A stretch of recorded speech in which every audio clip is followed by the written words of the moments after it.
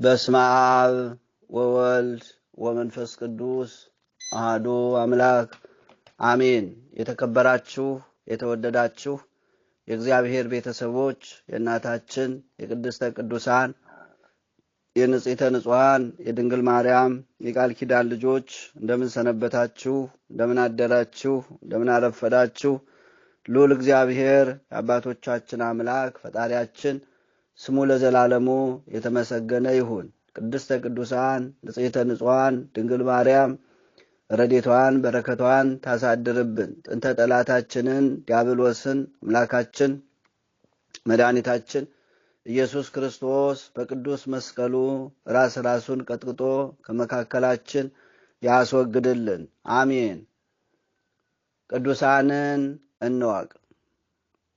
ወንጌላዊው ቅዱስ ዮሐንስ ከዚህ ዓለም ከሚያልፈው ዓለም ወደ ማያልፈው ዓለም ከጊዜያዊው ዓለም ወደ ዘላለማዊው ዓለም የተሰወረበት የፈለሰበት የምናስብበት ታላቅ በዓል ነው። ወንጌላዊው ቅዱስ ዮሐንስ ሲባል ብዙዎቻችሁ የትኛው ዮሐንስ ነው ብላችሁ ጥያቄ የምትጠይቁ ግርም ይላችሁ ሰዎች አላችሁ። ብዙ ዮሐንሶች አሉ። በዋናነት የሚታወቁት ግን መጥምቀ መለኮት ቅዱስ ዮሐንስና ወንጌላዊው ቅዱስ ዮሐንስ ናቸው። ወንጌላዊው ቅዱስ ዮሐንስ ማለት የዘብዴዎስ ልጅ በማቴዎስ ምዕራፍ 4 ቁጥር 18 ላይ የምናገኘው የያዕቆብ ወንድም ጌታችን መድኃኒታችን ኢየሱስ ክርስቶስ ከዓሣ አጥማጅነት ወደ ሰዎችን እንዲያጠምድ ባህሩን እንደ ዓለም ዓሣውን እንደ ሰዎች መረቡን እንደ ወንጌል አድርጎ ሰዎችን አጥምዶ አስተምሮ ወደ እግዚአብሔር መንግሥት እንዲያቀርብ የተጠራ ታላቅ ሐዋርያ ነው። ይህ ሐዋርያ ጌታችን መድኃኒታችን ኢየሱስ ክርስቶስ በልዩ ልዩ ስሞች ጠርቷል እናያለን። ሌላው ይህ ታላቅ ሐዋርያ ጌታችን መድኃኒታችን ኢየሱስ ክርስቶስ በተሰቀለ ጊዜ ለሰው ልጆች ሁሉ ቀራንዮ ላይ ግንድ ተሸክሞ ያን ተራራ ወጥቶ መከራ ሲቀበል ከድንግል ማርያም ጋር አብሮ የነበረ፣ ስትወድቅ ያነሳ የነበረ፣ ስትሮጥ አብሮ ይሮጥ የነበረ፣ ስታለቅስ አብሮ ያለቅስ የነበረ ታላቅ ሐዋርያ ነው። በመጨረሻም እመቤታችን ድንግል ማርያምን ዮሐንስን ጠርቶ በመስቀል አደባባይ እነኋት እናትህ ብሎ ያስረከበው ለዚህ ሐዋርያ ነው። እመቤታችንን የተቀበለ ታላቅ ሐዋርያ ነው። ልብ በሉ። እመቤታችንን የተቀበለ ጌታችን መድኃኒታችን ኢየሱስ ክርስቶስ አደራ የሰጠው እናት ይህች ናት።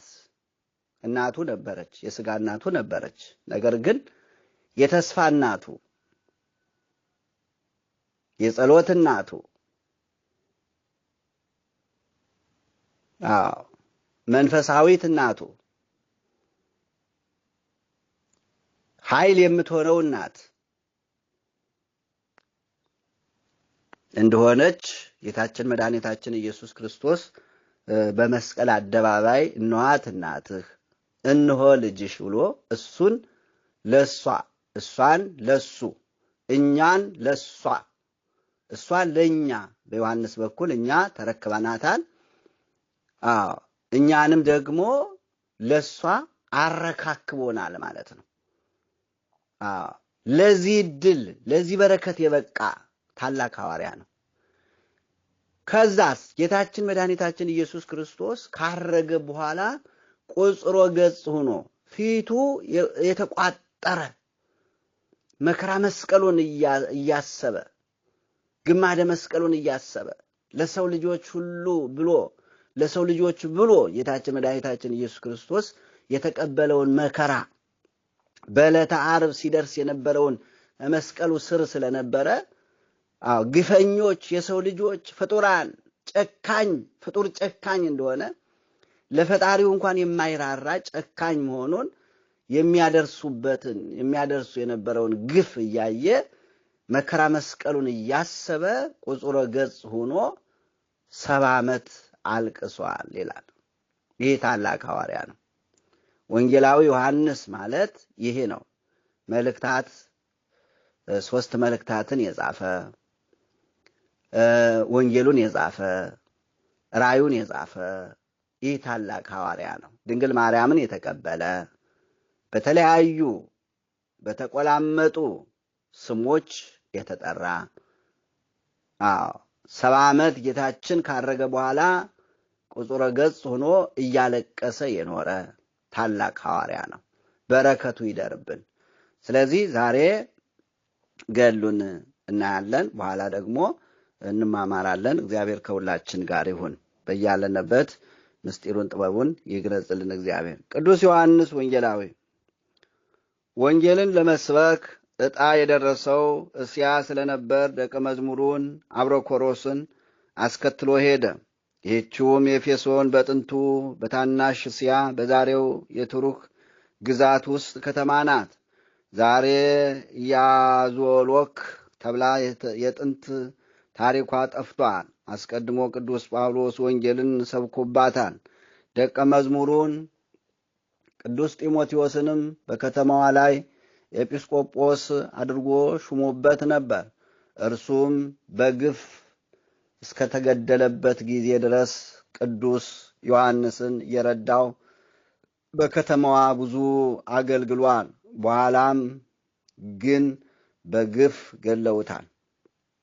ቅዱስ ዮሐንስ ወደ ኤፌሶን ለመሄድ በመርከብ ሲሳፈር መርከቡ በማዕበል ተሰበረ።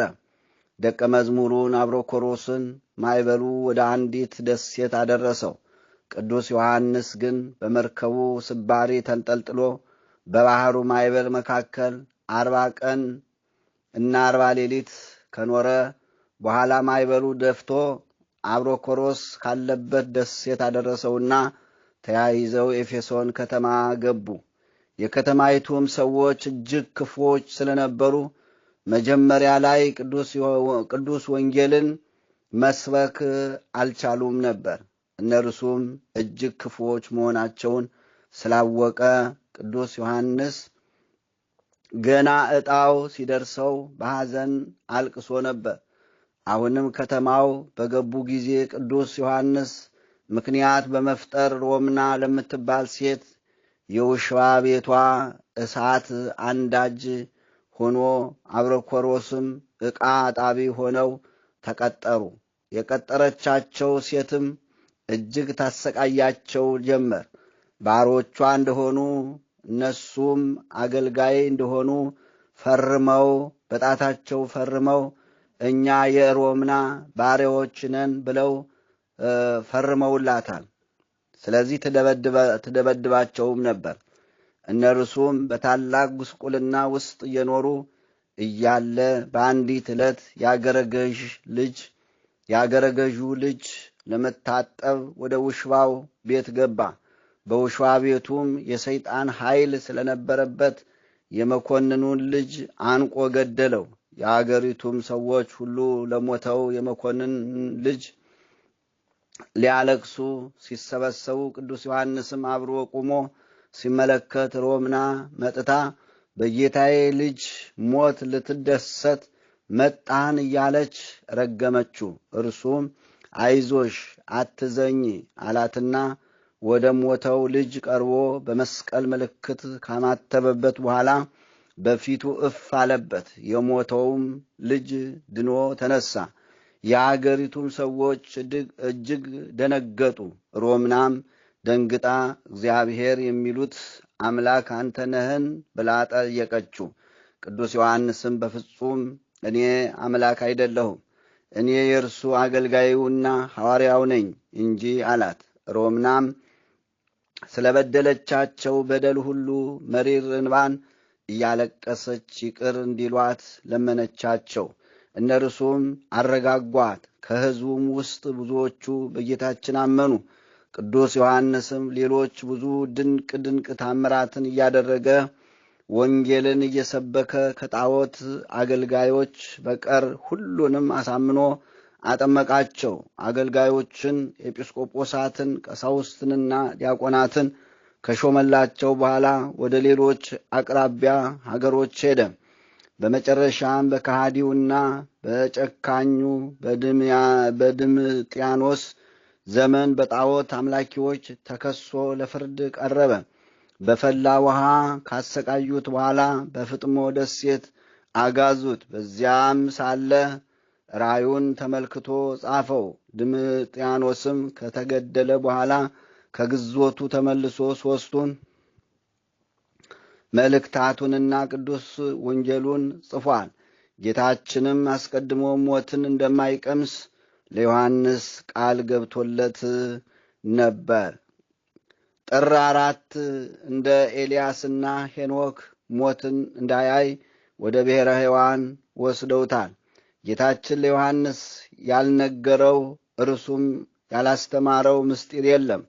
ወንጌሉን መጽሐፍ ሲጀምር በመጀመሪያ ቃል ነበረ፣ ቃልም በእግዚአብሔር ዘንድ ነበረ ብሎ የጌታችን ነገር ተመራምሮ ለመድረስ ሲል በመሃል መልአኩን በዮርዳኖስ ባህር ላይ ሲሄድ አገኘው። መልአኩም የዮርዳኖስን ባህር በእንቁላል ቅርፊት እየጨለፈ ወደ ውጭ ሲያፈስ ተመለከተው። ዮሐንስም ተገርሞ ምን ማድረግህ ነው አለው። መልአኩም የዮርዳኖስን ባህር ቀድቼ እየደፋሁ ልጨርሰው ነው ሲለው፣ ዮሐንስም መልሶ ታዲያ በእንቁላል ስባሪ ነውን አለው። መልአኩም አዎን አለው። ዮሐንስም በከንቱ ደከምክ አለው። ይህን ጊዜ መልአኩም መልሶ አንተስ እንጂ ደግሞ የአምላክን መገኘት አኗኗሩንም ተመራምረህ በጥበብ ለማግኘት ብለህ በመጀመሪያ ቃል ነበረ፣ ቃልም በእግዚአብሔር ዘንድ ነበረ ብለህ ጀምረህ የለምን?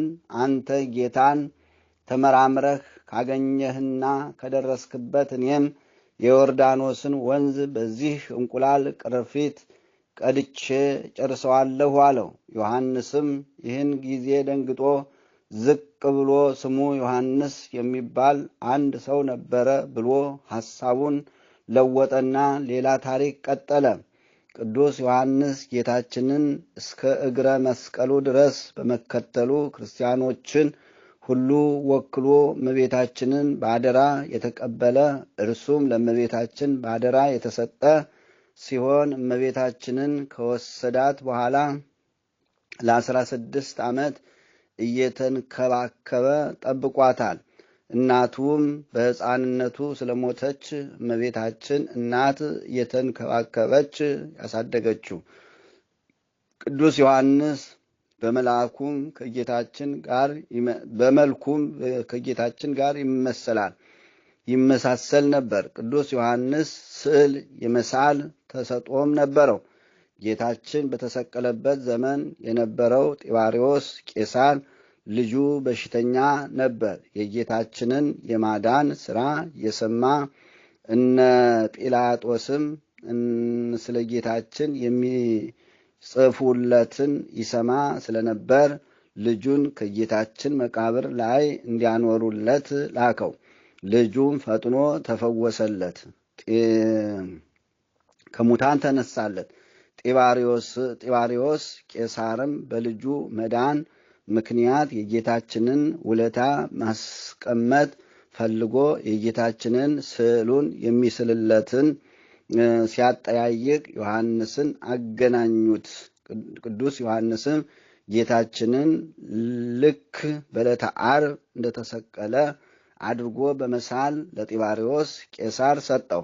ሲስለውም በመጀመሪያ ጌታችንን ልክ እንደተሰቀለ አድርጎ ራቁቱን ነበር የሳለው።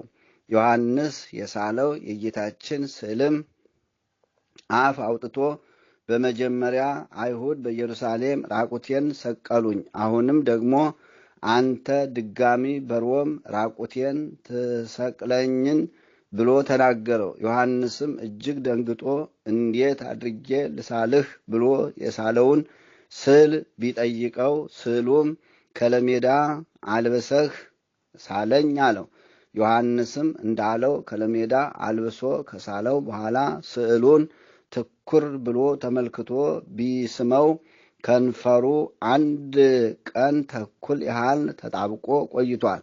ዛሬም ቅድስት ቤተ ክርስቲያናችን የምትጠቀምባቸውን የጌታችንን ስነ ስቅለት የሚያሳዩ ስዕሎች መገኛቸው ይህ ወንጌላዊው ዮሐንስ የሳለው ስዕል ነው። ቅዱስ ዮሐንስ በተለያዩ ስሞች ይጠራል። በሕይወቱና በኑሮው ሁሉ ጌታችንን ለመምሰል ይጥር ነበርና ጌታችንም እጅግ ይወደው ስለነበር ፍቁረ እግዚእ ተባለ።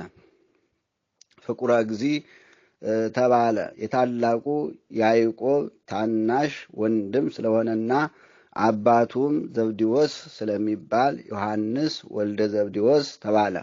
ለጌታችን ባለው ቅናትና ከወንድሙ ጋር ሆነው ባሳዩት የኃይል ሥራ እንዲሁም የጌታችንን አምላክነት በመግለጡ ወልደ ነጎድጓድ ተብሏል። ነገረ መለኮትን ከሌሎቹ በበለጠ ሁኔታ አስፍቶና አምልቶ በማስተማሩ ነባቤ መለኮት ወይም ታውግሎስ ተብሏል። ኃላፊውንና መጻኢውን ጊዜ በራእዩ ስለገለጠ አቡቀለምሲስ ተባለ።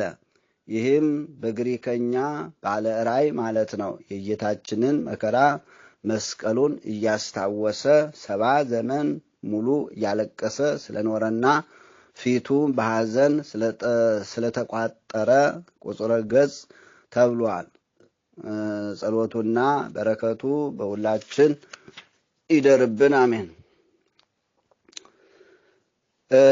የተከበራችሁ የተወደዳችሁ የእግዚአብሔር ቤተሰቦች የሐዋርያው የቅዱስ ዮሐንስ ወንጌላዊ ዮሐንስ በረከት ይደርብን። ታላቅ ሐዋርያ ነው በእውነት። ሀገረ ስብከቱ እንግዲህ ኤፌሶን እንደነበረች ነው። ደቀ መዝሙሩ አብሮኮሮስ ይባላል። ወደ ኤፌሶን ገና ዕጣ ሲደርሰው አዘነ ይላል። ክፉዎች ነበሩ። በኤፌሶን የሚኖሩ ሰዎች ክፉዎች ነበሩ። ደስ እያለው እየተደሰተ አይደለም የሄደው። ዕጣ ሲደርሰው ገና አለቀሰ፣ አዘነ ይላል። ሐዋርያው ለማስተማር ደስ እያለው ደስታ እየተሰማው አይደለም የሄደው። እያዘነ ነበር የሄደው። እያለቀሰ ነበር የሄደው። ለምን? ክፉ ሰዎች ስላሉ፣ ክፉ መሪዎች ስላሉ። ክፉ መሪዎች ካሉ ደግሞ እታች ያለውንም ሕዝብ ይለውጡታል፣ ክፉ ያደርጉታል፣ ጣዖት አምላኪ ያደርጉታል፣ እግዚአብሔርን የማያውቅ ያደርጉታል። ወደዛች ሀገር ለመሄድ በመርከብ ሲጓዙ መርከቡ የተሳፈሩባት መርከብ ተሰበረችና ዮሐንስ ስባሪው መርከብ ላይ ተንጠልጥሎ ማይበል ይዞት ሄደ። አብሮኮሮስን ደግሞ እንዳለ ማይበሉ ይዞት ሄደ፣ አሰጠመው፣ ይዞት ሄደ። ወስዶ አንዲት ደሴት ላይ አስቀመጠው ይላል። ዮሐንስ ግን በዛች መርከብ ስባሪ በዛች ማይበሉ እያሽከረከረው 40 መዓልት 40 ሌሊት ተቀመጠ ይላል። እዛች እየተሽከረከረ ማለት ነው፣ እየጸለየ። ተመልከቱ እንግዲህ እግዚአብሔርን ስራ፣ እግዚአብሔርን ድንቅ ስራ ተመልከቱ እንግዲህ። ከዛም በኋላ መልሶ ወደ ደቀ መዝሙሩ አብሮኮሮስ ወዳለበት ወስዶ ጣለው ይላል። እዛ ተገናኙ፣ ልጅና አባት፣ መንፈሳዊ ልጅና መንፈሳዊ አባት። አብሮኮሮስ ማለት የዮሐንስ ወንጌላዊው ደቀ መዝሙር ነው፣ ያስተማረው ነው። ሐዋርያው ቅዱስ ጳውሎስ እሱን አስመስሎ እሱን አህሎ እንዲወጣ እንዳደረገው ጢሞቴዎስን ማለት ነው። ስለዚህ አብሮኮሮስም እሱን የሚከተል ከዋለበት የሚውል ካደረበት የሚያድር ቃሉን የሚሰማ ትእዛዙን የሚፈጽም ታዛዥ የሆነ ልጅ ስለነበረ ይህንን በባህር ውስጥ በማይበል እየተሽከረከረ መከራ ደርሶበት ፈተና ደርሶበት እዛ ላይ ሆኖ 40 መዓልት 40 ሌሊት ተመልከቱ፣ ምንም ነገር ሳይቀምስ እዛ ሱባኤ ያዘ። ተመልከቱ የእግዚአብሔርን ስራ ወገኖቼ። መልካም ነገር ስናስብ፣ መልካም ነገር ስንሰራ ምን ያህል ፈተና እንዳለ የፈተናው ጉዞ ተመልከቱ። አሁን ሐዋርያው ለማስተማር ነበር የተጓዘው ወገኖቼ ደቀ መዝሙሩን ይዞ ግን የተሳፈሩባት መርከብ ተሰበረች ፈተና ገጠማቸው ተመልከቱ ወገኖቼ ሐዋርያት ድዊ እየፈወሱ ሙት እያስነሱ ማይበሉን እኮ ጸጥ ማድረግ ይችላሉ እኮ በእግራቸው እየረገጡ እኮ መሻገር ይችላሉ ግን በፈተና ማለፍ ስላለባቸው ልጅና አባት ተለያይተው ቅዱስ ዮሐንስ እየተሽከረከረ 40 ሌሊት 40 ቀን ባህር ውስጥ ኖረ በተሰበረች መርከብ ላይ ተንጠልጥሎ ማለት ነው ምንም ነገር ሳይቀምስ ተመልከቱ አንዳንድ ጊዜ ወገኖቼ ክርስትና ፈተና ያለበት ነው አሁን ጾም ሲጀምሩ ጾማችሁ የማታውቁ ጸልያችሁ የማታውቁ በንስሐ ህይወት ጾም ሲጀምሩ ፈተናው ይከባል አይታችሁት የማታውቁት ራይ የሚመስል ቅዠት የሚመስል ጸሎት አድርጋችሁ ያላወቃችሁ ጸሎት ስትጀምሩ ይከባችኋል ፈተናው ለምን ዲያብሎስ ለማስደንገጥ ዲያብሎስ ጸሎቱን ለማስተው ዲያብሎስ ጾሙን ለማስተው ዲያብሎስ ንስሐውን ለማስተው ዲያብሎስ ከእግዚአብሔር ለማራቅ ይከባል ብዙ የተለያየ ነገር ነው የሚያመጣባችሁ ክርስትና በፈተና ማለፍ ነው ወገኖቼ ፈተና ይዞት የሚመጣው ጸጋ ነው በረከት ነው ይህንን ማሰብ ያስፈልጋል ክርስቲያኖች ወገኖቼ ትንሽ ነገር ስታጋጥመን እንዲያደረገኝ እንዲሆንኩኝ በቃ ይሄ ከሆነ ጸሎት ማቆም አለብኝ ጸሎት ስጸልይ ይሄ ሁሉ ፈተና የሚመጣብኝ ከሆነ ጸሎት ማቆም አለብኝ ጾም ስጾም ይሄን ያህል ፈተና የሚበዛብኝ ከሆነ ጾሙን ማቆም አለብኝ ማቆም የለብሽም ማቆም የለባችሁም ታገሉ ወገኖቼ ታገሉ ጸልዩ ስገዱ ጾሙ ስለዚህ ፈተና በፈተና ማለፍ ነው ትልቁ የክርስትናው መስፈርት በፈተና ውስጥ ማለፍ ነው በፈተና የሚጸና የተባረከ ነው ያለ ሐዋርያው ያዕቆብ 1 ምዕራፍ 1 ቁጥር 2 ላይ ተመልከቱ በፈተና የሚጸና የተባረከ ነው የተቀደሰ ነው በረከት ያገኛል ጸጋ ያገኛል ዳግም ዲያብሎስ እንዳይፈታተነው ድል ያደርገዋል ይላል ስለዚህ ፈተናውን ማለፍ ያስፈልጋል ስለዚህ ከአባቶቻችን ቅዱሳን ምንማረው ይሄን ነው ወገኖቼ ሐዋርያው ያዕቆብ ሐዋርያው ማን ነው ዮሐንስ እዛሽ እየተሽከረከረ ስልጣን አለው እኮ ተሰጥቶታል እኮ ከአምላኩ ጊንጡን ተረግጣላችሁ ባህሩን እንደ የብስ ተረግጡታላችሁ ትሻገራላችሁ የሞተውን ሰው ታስነሳላችሁ ተብለው እኮ ስልጣን ተሰጥቷቸዋል ከአምላካቸው ከፈጣሪያቸው ዝም ብሎ አይደለም የላካቸው አምላካችን እግዚአብሔር ዝም ብሎ አይደለም የላካቸው መሳሪያ ሰጥቷቸው ነው መሳሪያቸው አንደበታቸው ላይ ነው ያለው ቃላቸው ላይ ነው ያለው በተግባር እየፈጸሙ የሚሄዱ ናቸው ስለዚህ የኛን ህይወት ማየት ስላለብን ነው ወገኖቼ የኛን ህይወት ማነጻጸር አለብን ከዛስ ወደ እስያ ወደ ኤፌሶን ገብተው መግቢያ አጡ ይላል በጭንቅ ገቡ ስለዚህ ምንድነው ቀጥታ ሄደው ወንጌል መስበክ የለባቸው ምክንያቱም ስለ ወንጌል ስለ ክርስቶስ ስለ እግዚአብሔር ቃል የሚያውቁት ነገር የላቸው ስለዚህ የቤት ሰራተኛ ሆኖ ነው የተቀጠሩት አንዲት ሮምና የምትባል በአገሩ የምትታወቅ የንጉሱ አገልጋይ ውሽባ ቤት ማለት ይሄ የሚጨፍሩበት የሌሊት ይሄ የሌሊት ናይት ክለብ እንደሚባለው ይሄ መጨፈሪያው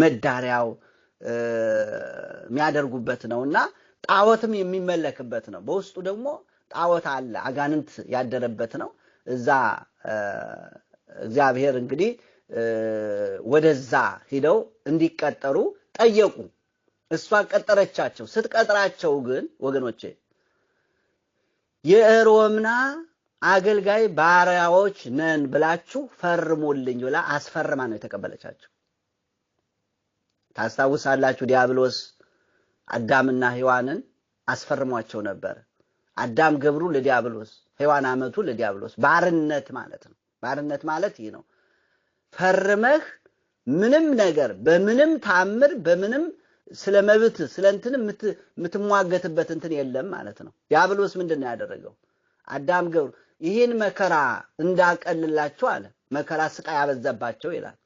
ይህን እንዳቀልላችሁ ፈርማችሁ ስመ ግብርናችሁን ፈርማችሁ ስጡኝ። እኔ ወንድ አገልጋይ የዲያብሎስ አገልጋይ ነኝ ብለህ ፈርም አለው አዳምን። እኔም የሴት አገልጋይ የሔዋን አገልጋይ ማን ነው የዲያብሎስ አገልጋይ ነኝ ብለሽ ፈርሚ አላት። ሔዋንን ማለት ነው ዲያብሎስ። ያንን ሁለቱን ፊርማ አንዱን ዮርዳኖስ ላይ ቀብሮት ነበር ማንም እንዳያገኘው፣ አንዱን ደግሞ ሲኦል ላይ ቀብሮት ነበር። እግዚአብሔር ያውቀዋል። ይሄን እግዚአብሔር ብቻ ነው የሚያውቀው። እዛ ላይ ቀብሮት ነበረ። በዛን ጊዜ በተጠመቀ ጊዜ ጌታችን መድኃኒታችን ኢየሱስ ክርስቶስ ዮርዳኖስ ላይ ሊጠመቅ የፈለገበት አንዱ የአዳምንና የሔዋንን የዕዳ ደብዳቤ ለመደምሰስ ነው። ለዚህ ነው ቅዱስ ኤፍሬም ወሰጠጠ መጽሐፈ ዕዳሆሙ ለአዳም ወለሔዋን የዕዳ ደብዳቤያቸውን የአዳምንና የሔዋንን ዕዳ ደብዳቤ ጌታችን መድኃኒታችን ኢየሱስ ክርስቶስ በዮርዳኖስ በተጠመቀ ጊዜ ደመሰሰላቸው ይላል።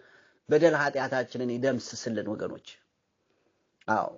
ያልተደመሰሰልን ብዙ ኃጢአት አለ፣ ብዙ በደል አለ፣ ብዙ ያጠፋነው ጥፋት አለ፣ ብዙ የሰራነው ኃጢአት አለ ወገኖቼ። እንዲፋቅ ያስፈልጋል ወገኖቼ።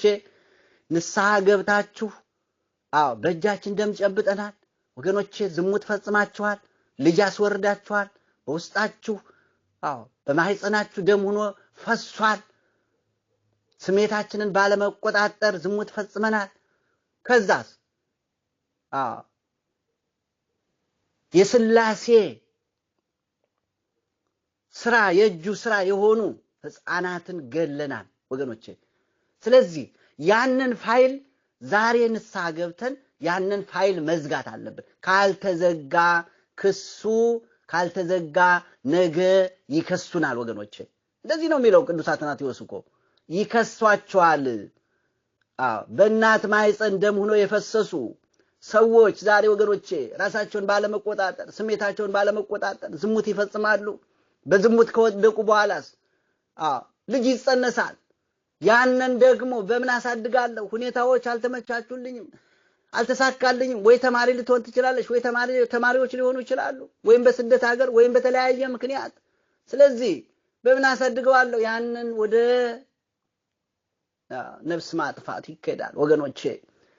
ብዙዎቻችን እኮ በእጃችን ስንት ደም ጨብጠናል ወገኖቼ።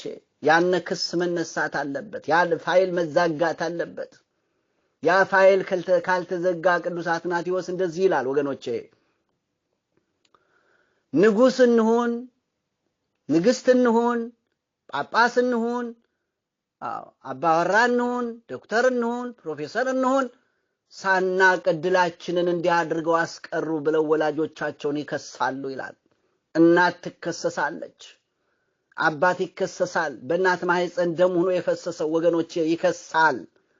ስለዚህ ሳንከሰስ እኛ ራሳችንን መክሰስ አለብን። ዲያብሎስ ሳይከሰን ያን ክስ መዝጋት አለብን። ፋይሉ መዘጋት አለበት ወገኖቼ። ስለዚህ ኃጢአታችን እንዲደመሰስ ንስሐ መግባት ያስፈልጋል። ንስሐ መግባት ያስፈልጋል። ስለዚህ ወገኖቼ ይህንን ነበረ ይህን ደብዳቤ ጽፈው የሮምና አገልጋዮች ነን ብለው ወንድ አገልጋይ ነን ብሎ የቅዱስ ዮሐንስ በዘዴ ማለት ነው ወደ ከተማዋ ለመግባት ነው። እግዚአብሔር ስራውን ሊሰራ እኮ ነው። ገባ ይላል። ገቡ፣ ተቀጠሩ፣ እዛ ውሽዋ ቤት ተቀጠሩ። ከዕለታት አንድ ቀን የንጉሱ ልጅ ሊታጠብ ወደ ውሽዋው ሲገባ እዛው አንቆት ገደለው። ዲያብሎስ ያ ውሽዋው ላይ ያደረው ያ የንጉሱን ልጅ ገደለው ይላል። እዛ ሞተ። ስለዚህ ህዝብ አሕዛብ ሁሉ ተሰባሰበ። መላቀስ ጀመረ። ቅዱስ ዮሐንስም ደቀ መዝሙሩን ይዞ አብሮክሮስን ይዞ አብሮ ተሰልፎ ቆመ። ያቺ ሮምና የምትባለው ሴት ታሰቃያቸዋለች፣ ትደበድባቸዋለች። ያለ ገደብ ታሰራቸዋለች። 24 ሰዓት ለቅዱስ ዮሐንስ ይሰራሉ፣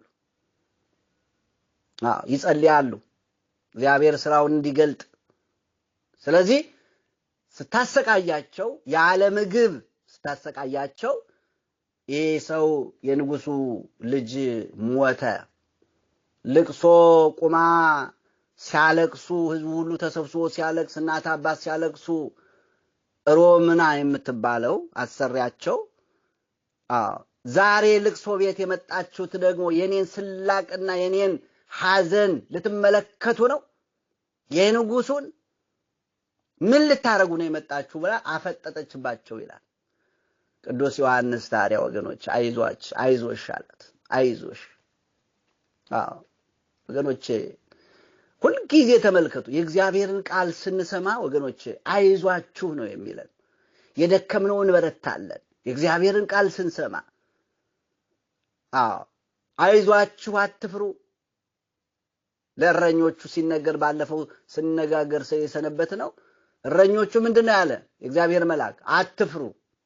ቅዱስ ዮሐንስ ምን አለ? አይዞሽ አላት። አይዞሽ ምን አይዞ ትለኛለህ አለችው። አይዞሽ የሞተውን ሰው የማስናት ሰዓት ኃይል አለኝ አላት። ደነገጠች። ወዲያው ጸለየና ወዲያው እፍ አለበት ይላል። ሞተው ሰው ላይ ፊት ሄዶ እፍ አለ። በመስቀል ባረከ። አራቱንም ማዕዘን ባረከ ቅዱስ ዮሐንስ። በመስቀል ምልክት አማተበ ባረከና ከዛ እፍ ሲለው ያ ሰው ብድግ ብሎ ተነሳ ይላል። ተነሳ። ማን እንዳስነሳ ወዲያው መሰከረ። እሷም ይህን ተአምር አይታ አደነቀች፣ እግዚአብሔርንም አመሰገነች። የናዝሬቱ ኢየሱስ የምትባለው ሙታንን የምታስነሳ አንተ ነህ አለችው። አይደለሁም አላት። እኔ የጌታዬ ኢየሱስ ክርስቶስ አገልጋይ ሐዋርያ ነኝ፣ ተልኬ መጣሁ እናንተን እንድሰብክ ወደ እግዚአብሔር እንዳቀርብ እንድትድኑ እግዚአብሔርን እንድታውቁ የእግዚአብሔርን ሥራ ብቻ እንድትሰሩ ከጣዖት አምልኮት እንድትወጡ ታዝዤ የመጣሁ ሐዋርያ ነኝ አላት። ከዛ የሞተውም ተነሳ። እሷም አመነች። ሌላውንም አሳመነች። ለምን? አቅም ያላት ሰው ናት፣ ስልጣን ያላት ሰው ናት። አመነች፣ እግዚአብሔርንም ሥራ አየች፣ እነሱንም ይቅርታ ጠየቀች። በድያቸዋለሁ አባቶቼ ባለማወቅ ነው አለች። አያችሁ፣ ይሄ ነው እግዚአብሔር ወገኖቼ። ስህተታችንን ስናርም፣ ጥፋታችንን ስናቅ፣ ንስሐ ስንገባ፣ በደል ኃጢአታችንን ስንገመግም እግዚአብሔር ትናንት እንዲነበርሽ አይልም ወገኖች። ትናንትና አመንዝራ ነበርክ፣ ትናንትና ሌባ ነበርሽ፣ አመንዝረሽ ነበር፣ ዝሙት ፈጽመሻል፣ ይህን አድርገሻል አይልም እግዚአብሔር። እንደ ሰው አይደለም። አምነን ንስሐ ስንገባ እግዚአብሔር ይቅር ብቻ ነው። በሰላም ወደ ቤትሽ ሂጅ፣ በሰላም ወደ ቤትህ ሂድ፣ በሰላም ወደ ቤታችሁ ሂዱ፣ ደግማችሁ ግን ኃጢአት አታድርጉ ነው። ቅዱስ ዮሐንስ ምንም ችግር የለም ማለት ይቅርታ ጠየቀች። በድያችኋለሁ፣ አሰቃይቻችኋለሁ፣ ከሰብአዊነት እንድትወጡ 24 ሰዓት እየቀጠቀጥኩ እየሰደብኩ እያዋረድኩ ሰድቤያችኋለሁ፣ አዋርጃችኋለሁ፣ አስርቤያችኋለሁ፣ አስጠምቻችኋለሁ። እንደ ሰው እንኳን አልቆጠርኳችሁም፣ እባካችሁ ይቅር በሉኝ አለች። ከጫማቸው እግር ስር ወድቃ ማለት ነው። ይቅር ብለንሻል አላት። እንደዚህ ነው እግዚአብሔር ወገኖች። በደል ኃጢአትሽን ሁሉ ይቅር ብለንሻል፣ እግዚአብሔር ይቅር ይበልሽ፣ ከአሁን ጊዜ ጀምሮ ኃጢአትሽ በደልሽ ሁሉ ተሰርዮልሻል አላት ቅዱስ ዮሐንስ። ክብር ምስጋና ለእርሱ ይሁን። ተሰርዮልሻል። ደግመሽ ይህን አታድርጊ አለ። አማኝ ሆነች፣ እንዲያውም ይላል ተከታይ ሆነች፣ እነሱን ተከተለች፣ ሐዋርያዊት ሆነች። ተከታይ ሆነች፣ አማኝ ሆነች። ከ36 ቅዱሳት አንስት አንዷ ሆነች፣ ሰባኪ ሆነች፣ የእግዚአብሔርን መንግስት የምትሰብክ ሆነች። እነሱ ሲሰብኩ ለነሱ የሚያስፈልገውን ነገር ሁሉ ታቀርባለች። በገንዘባቸው በጉልበታቸው ያገለግሉ ነበር አይደል የሚለው ቅዱሳት አንስት። ዛሬም ቤተክርስቲያን የምትገለገለው በእናንተ ነው ልጆቻችን፣ በእናንተ ነው። እኛ ብቻችን አገልጋዮች አይደለንም። እኛ ብቻችን አይደለም እናገለግለው ቤተክርስቲያን። ምእመናንን ይዛ ነው ቤተክርስቲያን። ቀዳሹም፣ ሰባኪውም፣ የሚሰብከው ምእመናንን ይዞ። ያለ ምእመናን ቤተክርስቲያን የለችም ወገኖቼ። ያለ ካህናትም ምእመናን የሉም። ያለ እግዚአብሔር ቃሉን የሚያስተምሩን በድምፅ የሚያሰሙን ካህናት ከሌሉ እንጎዳለን። ስለዚህ አብሮ ተሳስሮ ነው። ስለዚህ አመነች፣ ተከተለች። ከዚያ በኋላ ቅዱስ ዮሐንስ እንግዲህ ብዙ በዛ ያሉት ሁሉ ከጣዖት አምልኮት ወደ አምልኮተ እግዚአብሔር አሳምኖ አጠመቃቸው ነው የሚለው። አጠመቃቸው አገልጋዮችን፣ ኤጲስቆጶሳትን፣ ቀሳውስትንና ዲያቆናትን ከሾመላቸው በኋላ ወደ ሌሎች አቅራቢያዎች ደግሞ ሄደ ይላል። እዛው የሚሰብኩ ካህናትን ሾመላቸው፣ ዲያቆናትን ሾመላቸው፣ ኤጲስቆጶሳትን ሾመላቸው። አስተምሩ ብሎ የእግዚአብሔርን መንግስት ሰበከ። እንደዚህ ነው ስራው። እግዚአብሔር ወገኖቼ ድንቅ ነው ስራው። እግዚአብሔር ስራው ድንቅ ነው። ሌላው ቅዱስ ዮሐንስ አንድ የሚገርመው ነገር ደግሞ ወንጌሉን ሲጀምረው በመጀመሪያ ቃል ነበረ ብሎ ነው የጀመረው። መጀመሪያ ቃል ነበረ፣ ቃልም በእግዚአብሔር ዘንድ ነበረ ብሎ የጌታችንን ነገር ተመራምሮ ለመድረስ ሲል በመሃል ይህንን መጽሐፍ ሲጀምር መልአኩ ተገለጸለት። የእግዚአብሔር መልአክ ተገለጸለት። የተገለጸው ግን ሰው ተመስሎ ነው። ማዮርዳኖስ አካባቢ በዛ ሲል መልአኩ የማዮርዳኖስን ውሃ ያ ማዮርዳኖስ ወንዝ መሻገር አይቻልም። ያንን በእንቁላል ቅርፍት እየጨለፈ ያፈሳል እያወጣ። መልአኩ ሰው ተመስሎ ነው የታየው። ምን እያደረክ ነው አለው። ምክንያቱም በእጁ የእንቁላል ቅርፍት ይዟል፣ በዛ ደግሞ ውሃውን ይጨልፋል። ዮርዳኖስ ደግሞ እንደምታውቁት በጣም ትልቅ ወንዝ ነው። ስለዚህ ምን እያደረክ ነው ሲለው እኔማ ይህንን ውሃ ጨልፌ በዚህ ሊጨርስ ብዬ ነው አለው። እንዴት እንደዚህ ታደርጋለህ? ይህን ሁሉ እንዴት በዚህች ቅርፍት እንዴት እንደዚህ ታደርጋለህ አለው። አይ አደርጋለሁ አለው። አይ በከንቱ እየደከምክ ነው አለው። ቅዱስ ዮሐንስ ማለት ነው። በከንቱ ትደክማለህ ሲለው መልአኩ ደግሞ ምን አለው መልሶ? ዮሐንስን ምን አለው? አዎን ዮሐንስ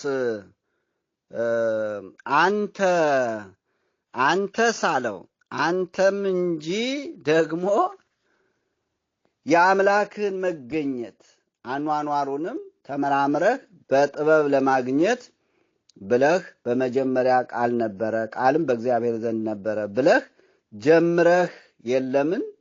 አንተ ጌታን ተመራምረህ ካገኘህና ከደረስክበት እኔም የዮርዳኖስን ወንዝ በዚህ እንቁላል ቅርፊት ቀድቼ እጨርሰዋለሁ አለው። ምሳሌ ነው የነገረው። አንተ ተመራምረህ እግዚአብሔርን ካገኘህ፣ መለኮት አይመረመርም፣ አይደረስም። ግን ቃል በመጀመሪያ ቃል ነበረ፣ ቃልም እግዚአብሔር ነበረ ብለህ ጀመርክ። አሁን መድረሻ የት ነው? ስለዚህ ይህንን ተመራምረህ የጌታን ተመራምረህ ሐሳብ አምጥተህ አመንጭተህ በጥበብ ከደረስክ እኔም ይህንን በዚች እየጨለፍኩ ጨርሳለሁ አለው። ከዛም በኋላ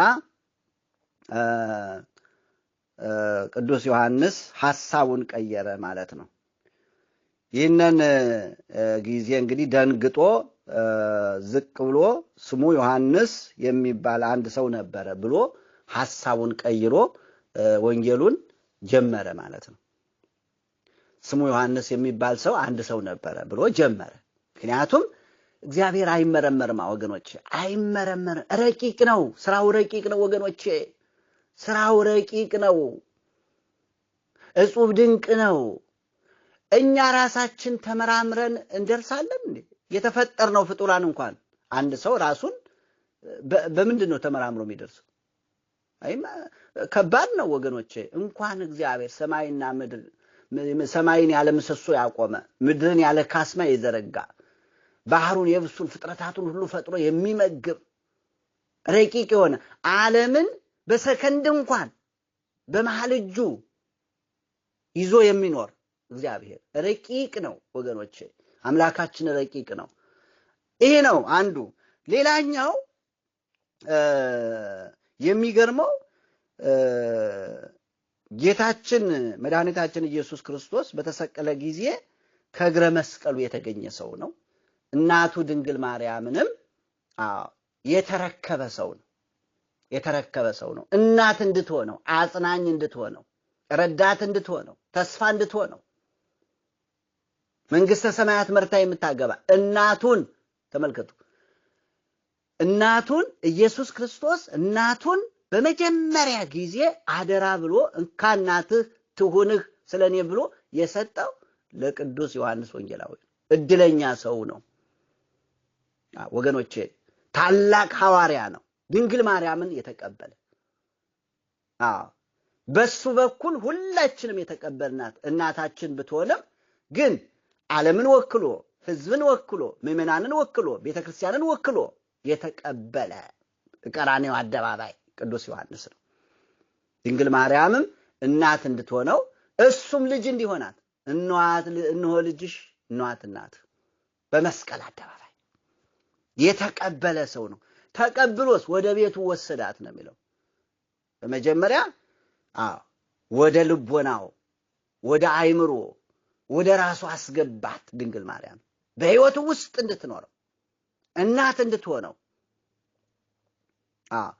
ይሄ ነው።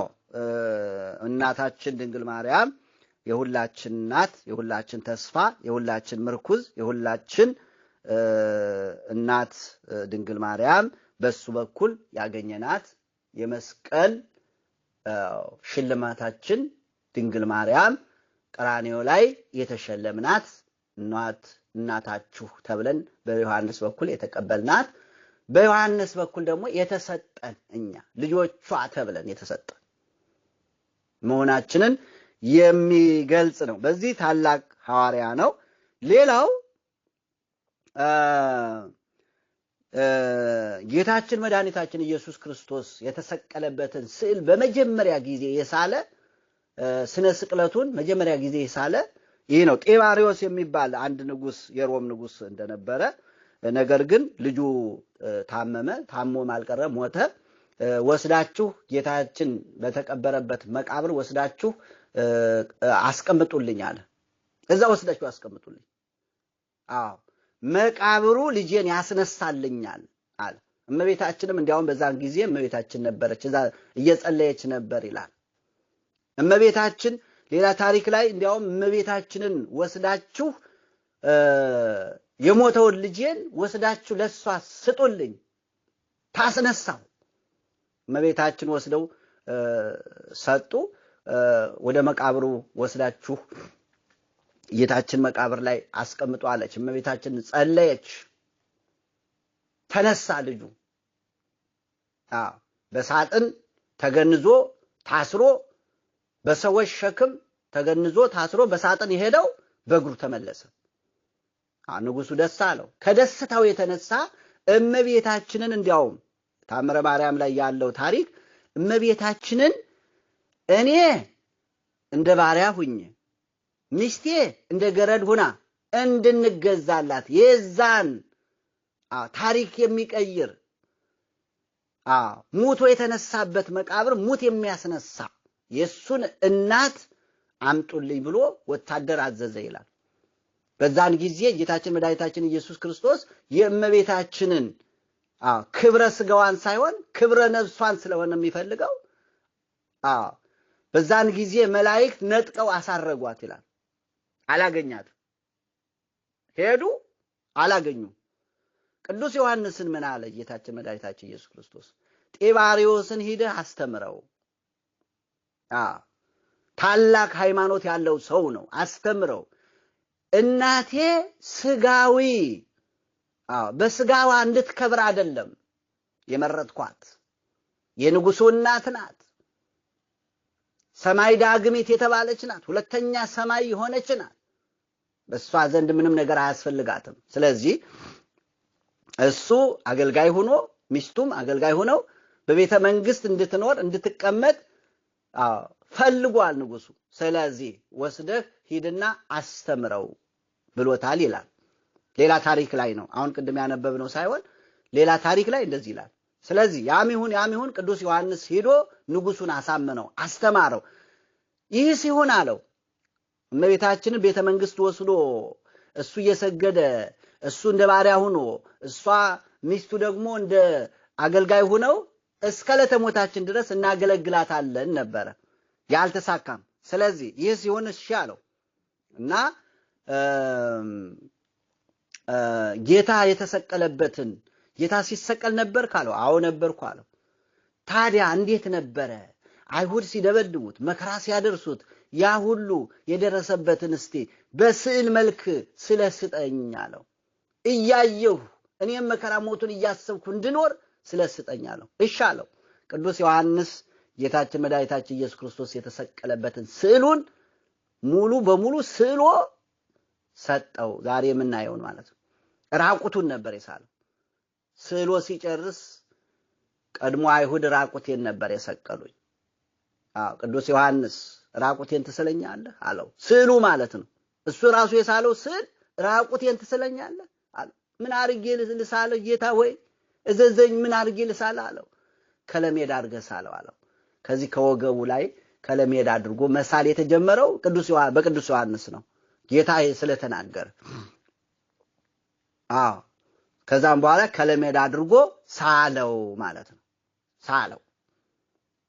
ሳለው ያንን ስዕል ከፍቅሩ የተነሳ ቅዱስ ዮሐንስ ስዕሉን ሰግዶ ሲያበቃ በአፉ እንዲህ አድርጎ ሳመው ይላል። 1 ቀን ተኩል ተጣብቆ ወተጣበቀ ስዕል ከናፍረ ዮሐንስ። የስዕሉና የዮሐንስ ከንፈር 1 ቀን ተኩል ያህል ተጣብቆ ከፍቅሩ የተነሳ ቆየ የሚል ታሪክ አለ። ይህ ሌላው ንጉሱም አመነ። በዚህ ሁኔታ አሳመነው፣ አስተማረው፣ ስዕሉንም ስሎ ሰጣ። ከዛም በኋላ የቅዱስ ዮሐንስ ስዕል እንግዲህ በዛ መሰረት የሚሳል ሆኗል ማለት ነው። ዛሬ የምናየው ስነ ስቅለቱ ዮሐንስ መጀመሪያ ጊዜ የሳለው ስዕል ነው ማለት ነው። ሌላው የምናየው የቅዱስ ዮሐንስ ስም ነው። ጌታችን መድኃኒታችን ኢየሱስ ክርስቶስ በብዙ ስሞች ጠርቶታል። ከነዚህ ፍቁረ እግዚእ የሚል ነው። የጌታ ወዳጅ የሚለው ለዚህ ነው። የጌታ ወዳጅ የሚል ስም ተሰጥቶታል። ፍቁረ እግዚእ የጌታ ወዳጅ ተብሎ ከሶስቱ ከምስጢር ሐዋርያት አንዱ ነው። ምስጢር ሐዋርያት የሚባሉ ሶስቱ ደብረ ታቦር ላይ ወጥተው ምስጢረ መለኮቱን ያዩ የምስጢር ሐዋርያት የሚባሉ ጌቴሴማኒ ላይ የምስጢር ሐዋርያት ነበሩ የተጠሩት። ደብረ ታቦር ላይ እነዚህ ነበር የተጠሩት። ያዕቆብ ወንድሙ፣ ጴጥሮስ፣ ዮሐንስ እነዚህ ነበሩ። ጌቴሴማኒ በጸሎት ከነሱ በተለየ ጊዜ እነዚህ ነበር የተጠሩት እና ፍቁረ እግዚእ ተብሎ ይጠራል። ሌላው የዘብዴዎስ ልጅ ነው። አባቱ ዘብዴዎስ ነው። ዮሐንስ ወልደ ዘብዴዎስ ይባላል። ዮሐንስ ፍቁረ እግዚእ፣ ዮሐንስ ወልደ ዘብዴዎስ ተብሎ የዘብዴዎስ ልጅ ነው። ስለዚህ ወልደ ዘብዴዎስ ተብሎ ይጠራል። ሌላው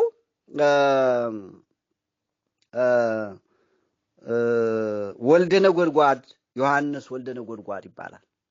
የመለኮትን ነገር የጌታችን የመድኃኒታችን የኢየሱስ ክርስቶስን መለኮታዊ መለኮትን ከሌሎቹ በበለጠ ሁኔታ አስፍቶና አምልቶ በማስተማሩ በመጽሐፉ ወንጌሉም የሚነግረን ነባቤ መለኮት ይባላል። ነባቤ መለኮት ቅዱስ ዮሐንስ ወልደ ነጎድጓድ ተብሎ ይጠራል ማለት ነው። በሌላው ደግሞ ታወጉሎስ ተብሎ ይጠራል። ኃላፊውንና መጻኢውን ጊዜ በራዩ ስለገለጠ ታወግሎስ ተብሏል። አውቀለምሲስ ተብሏል። አውቀለምሲስ እነዚህ ስሞች የዮሐንስ ስሞች ናቸው። ስንት ናቸው? አንደኛ ፍቁረ እግዚእ፣ ሁለተኛ ወልደ ዘብዴዎስ፣ ሶስተኛ ወልደነ ጎድጓድ፣ አራተኛ ታወግሎስ፣ አምስተኛ አውቀለምሲስ ተብሎ በእነዚህ ስሞች ይጠራል። እና እንግዲህ በመጨረሻ ጥር 4 ቀን ዛሬ ማለት ነው ሞትን እንዳያይ ወደ ብሔረ ሕያዋን ተወስዷል። የምናገኘው ዮሐንስ ወንጌል ምዕራፍ 21 ቁጥር 22 ላይ እናገኛለን። ወንጌላዊውም ጽፏል። ስለዚህ ወደ ብሔረ ሕያዋን ወስዶታል ማለት ነው። በመጨረሻ ተሰውሯል። ወደ ብሔረ ሕያዋን ነው ሄደው። እንግዲህ እነዚህ በማስተማር መጥተው እንደገና በመጨረሻ ሰማዕትነት ተቀብለው የሚሞቱ ናቸው። በረከቱ ይደርብን። የሰማነውን ቃል እግዚአብሔር በልቦናችን ያሳድርብን። በያላችሁበት ይጠብቃችሁ። በያላችሁበት የእግዚአብሔር ሰላም ይብዛላችሁ። አሜን።